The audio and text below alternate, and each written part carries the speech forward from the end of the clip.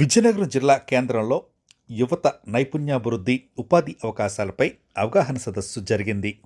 ఈ కార్యక్రమంలో సాయి హాస్పిటల్ అధినేత సోషల్ వర్కర్ డాక్టర్ ఏ శ్రీరామూర్తి మాట్లాడుతూ యువత నైపుణ్యాలను పెంపొందించుకొని ప్రభుత్వం అందిస్తున్న అవకాశాలను సద్వినియోగం చేసుకోవాలని పిలుపునిచ్చారు. స్థానిక మై భారత్ కేంద్ర ప్రాంగణంలో శ్రీ పైడిమాంబ యూత్ సొసైటీ ఆధ్వర్యంలో ఈ కార్యక్రమాన్ని నిర్వహించారు. ఈ సందర్భంగా మరో అతిథి కుసుమంచి ఫౌండేషన్ వ్యవస్థాపకుడు కుసుమంచి సుబ్బారావు మాట్లాడుతూ యువత కోసం ప్రభుత్వం వివిధ నైపుణ్యాభివృద్ధి కార్యక్రమాలు, ఉపాధి రుణ పథకాలను అందిస్తున్నదని, వాటిని సద్వినియోగం చేసుకోవాలన్నారు. పైడిమాంబ యూత్ సొసైటీ వ్యవస్థాపక అధ్యక్షురాలు కె ప్రవళిక ఆధ్వర్యంలో international United Abdul Kalam foundation రాష్ట్ర అధ్యక్షుడు ముమ్మల తిరుపతిరావు సభాధ్యక్షతన జరిగిన ఈ సదస్సులో హ్యూమన్ రైట్స్ జస్టిస్ ఫౌండేషన్ జాతీయ అధ్యక్షుడు ఎం హరీష్ కుమార్, ఇంకా అనిల్, రేవల్ సతీష్, ప్రమోద్ కుమార్ పట్నాయక్ తదితరులు పాల్గొన్నారు.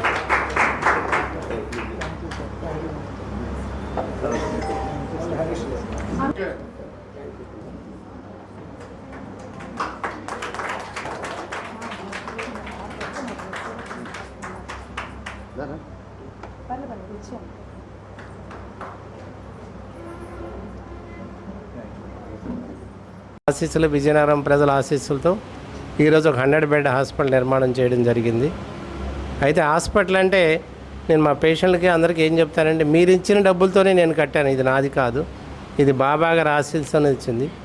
100 రోజుల పాటు మా హాస్పిటల్లో ఫ్రీ ఆపరేషన్ కూడా జరుగుతున్నాయి.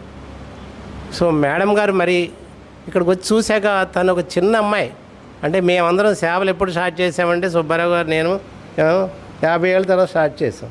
కానీ మరి ఆ చిన్న అమ్మాయి ఇంత చిన్న వయసులోనే యూత్ని అందరినీ గ్యాదర్ చేసి మీకు ఒక మంచి అవకాశం స్కిల్ డెవలప్మెంట్ యాక్టివిటీని డెవలప్ చేయడం నిజంగానే ఆయన కాంజన్ మహానుభావుడు. ఇంతమందికి ఎన్ని రకాలుగా ఆలోచిస్తున్నారు. ఒక కిల్లి బడ్డీ ఉంటుంది, ఒక పళ్ళి వేసుకొని అమ్ముకుంటారు, లేదా చిన్న ఫ్యాన్సీ కూడా ఉంటుంది. వాళ్ళకి వాళ్ళ స్థాయిలో 25,000 నుంచి 10 లక్షల వరకు ముద్రా లోన్ ఇస్తున్నారు. ఎవరి విజయనగరంలో మేము 400 మందికి ఏర్పాటు చేసాం ముద్రా లోన్లు. వాళ్ళ స్థాయి వ్యవస్థాపకురాలు ప్రవళికకు ముందు నా అభినందనలు తెలియజేస్తూ, ఈ సభాధ్యక్షులుగా ఒక 2 ముక్కలు ఈ కార్యక్రమం గురించి చెప్పాం. అయితే ముఖ్యంగా నేను ఇంటర్నేషనల్ యునైటెడ్ కలాం ఫౌండేషన్ అనే ఒక ఫౌండేషన్కి ఏపీ అధ్యక్షుడిని. అబ్దుల్ కలాం గారి ఆశయాలు, ఎందుకంటే సమాజంలో మనం చాలా చూస్తాం, భారతదేశానికి ఉన్నటువంటి సంస్కృతి కానీ భారతదేశంలో ఉన్నటువంటి వనరులు కానీ ఎక్కడా లేవు. ఏ దేశంలో దానికి అంటే ముఖ్య ఉద్దేశం ఏంటంటే, మిమ్మల్ని ఉద్యోగాలు చేసే స్థాయి నుంచి ఉద్యోగాలు ఇచ్చే స్థాయికి ఎదగాలన్న లక్ష్యంతో ఇక్కడికి వచ్చాను. శ్రీ పైడిమాంబ యూత్ సొసైటీ ఒక మంచి కార్యక్రమానికి శ్రీకారం చుట్టింది. ముందుగా ఆ ప్రవళిక గారికి, కుమార్ గారికి అభినందనలు. అదేవిధంగా ఇంతమంది వేదిక మీద పెద్దలు ఉన్నారు, వాళ్ళు ఈ సమాజాన్ని కాచి వడబోచి అసలు ఎలా ముందుకెళ్ళాలి, అసలు జీవితంలో ఏం సాధించాలి, లక్ష్యాలు ఏమిటనేది వాళ్ళు చక్కగా చెప్పగలుగుతారు. ఈ కార్యక్రమంలో నన్ను భాగస్వామ్యం చేసినందుకు నేను చాలా ఆనందిస్తున్నాను. ముఖ్యంగా మానవ జీవితానికి ఇంధనం ధనం, ఆ ధనానికి ఇంధనం మాత్రం స్కిల్స్. పట్టొచ్చు అంటే 1 year పట్టొచ్చు, 2 years పట్టొచ్చు, 3 years పట్టొచ్చు.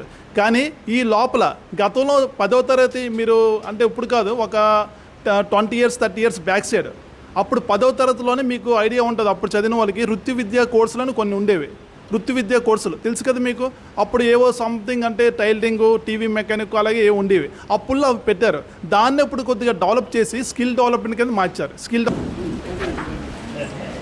సో గ్రామీణ నిరుద్యోగ యువతీ యువకులు కనీసం 10వ తరగతి పాస్ అయ్యి డిగ్రీ వరకు చదువుకొని ఎవరు కూడా ఖాళీగా ఉండి కాలక్షేపం చేయకుండా ఏదో ఒక స్కిల్ నేర్చుకొని మీ భవిష్యత్తులో మీకు రాబోయే ఉద్యోగంలో ఎంతో కొంత ఉపయోగపడాలనే ఉద్దేశంతో నిర్వహిస్తున్న ఈ కార్యక్రమం, ఇది ఎంతోమందికి ఉపయోగపడుతుందనే ఉద్దేశంతో ఈరోజు మీకు చెప్పడానికి వచ్చాము. సత్యసాయిబాబా పేరు ప్రవళిక. నేను విజయనగరంలో శ్రీ పైడిమాంబ యూత్ సొసైటీ ఎన్జిఓకి రన్ చేస్తున్నాను. ఫౌండర్ అండ్ ప్రెసిడెంట్ నేనే. మేము గత 3 సంవత్సరాల నుంచి కూడా పేదలకి ఫుడ్ డిస్ట్రిబ్యూషన్స్, హ్యాండిక్యాపర్స్కి wheel chairs, blood donation camps, next మళ్ళీ beautician course, computer course, tailoring course కూడా మేము చాలామందికి 3 నెలల కోర్స్ అనేది మేము ఇవ్వడం జరిగింది. అలాగే కూడా చాలామందికి నిరుద్యోగులకి లోకల్లో జాబ్స్ అనేది మేము వేయించడం కూడా జరిగింది. నన్ను నమ్ముకుని వచ్చిన నిరుద్యోగులకు స్వాగతం అండి.